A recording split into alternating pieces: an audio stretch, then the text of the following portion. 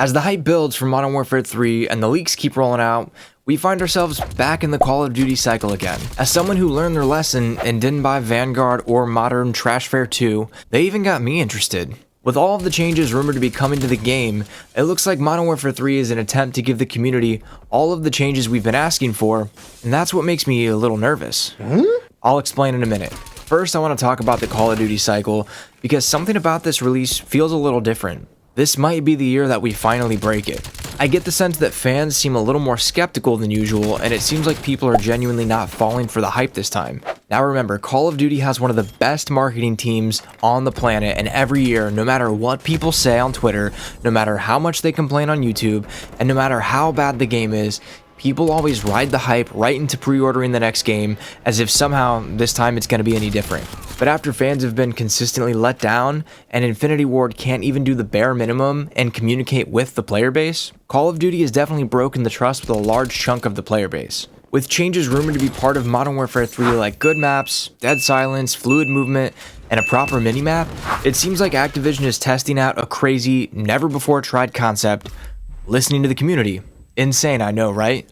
Which begs the question, why has Infinity Ward been the king of Call of Duty for 4 years now?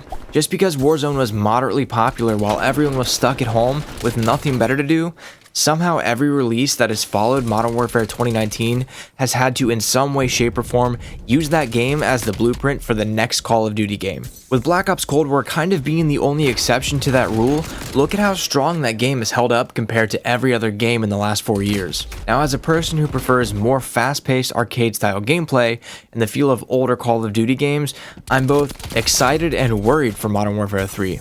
If Sledgehammer really does deliver an awesome game, and I'm talking a truly good game, not just passable, this could be do or die for the Call of Duty that I love, that I grew up with. Let me explain.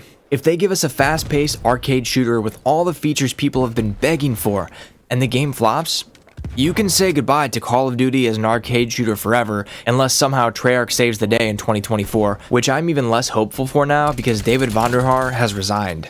If Modern Warfare 3 is testing the waters for the type of game that the community says they want and it doesn't perform well, Activision's probably going to look at that and say, oh well, we tried, back to pushing the game down the milsim route. If that happens, I'll be done with newer Call of Duty games.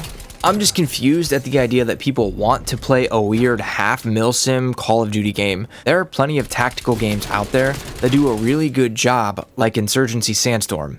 As a player who prefers that style of game, why would you not just go play Insurgency instead of crying about movement in Call of Duty? A big part of the reason I started this channel was to be a part of the conversation and find an audience, a community of people who like fast-paced arcade-style shooter games, so that we could all kind of have a conversation, support the games that are actually good, and maybe, just maybe if I'm lucky, tip the scales of the FPS genre a little bit in our favor. If that sounds like you, consider subscribing to let me know there are other people out there who aren't happy with the state of first-person shooter games and join the conversation with me. Now, I hate to say it, but the second and less likely outcome is that we get the game we've been asking for and Call of Duty just explodes in popularity and sales. This is obviously what I'm hoping for and will go a long way in signaling to Activision that they should just continue to support Call of Duty being this type of game. I think people dramatically undervalue just how important the concept of voting with your time and your dollar are. Everyone seems to feel like they can't make a difference, but clearly enough people have complained, stopped playing Modern Warfare 2, or stopped spending money that if the rumors are true, Activision's willing to greenlight Modern Warfare 3 and roll the dice to see if we really want what we say we want. Now remember, we're still in the early stages of the Call of Duty cycle where the hype continues to build and they roll out that sweet, sweet marketing. I won't tell you how to spend your money, but remember that every minute and every dollar you spend is casting your vote on if you like the game or if you don't like the game.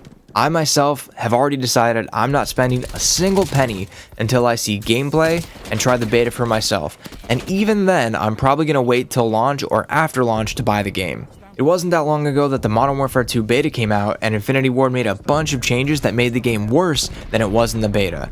I'm hopeful that we really do get a great game and that this year's Call of Duty is fun to play while we eagerly wait to see what Treyarch has been cooking for 2024. If you want to check out my wish list for Call of Duty 2024, click on the video that popped up on screen. That's a wrap.